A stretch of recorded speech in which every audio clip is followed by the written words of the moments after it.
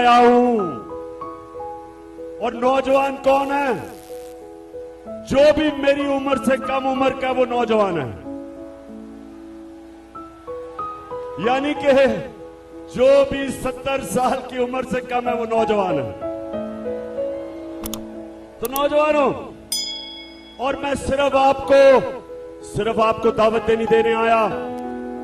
मैं पाकिस्तान की अपनी सारी बहनों को, माओं को, बच्चियों को, आपको भी दावत देने आया हूं।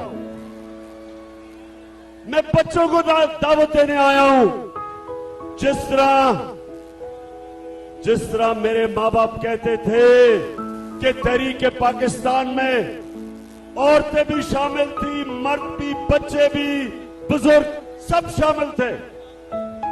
तो हकीकी आजादी के लिए मर्दान फिर से हाथ खड़ा करके बताओ कि आप मेरे साथ शामिल होंगे।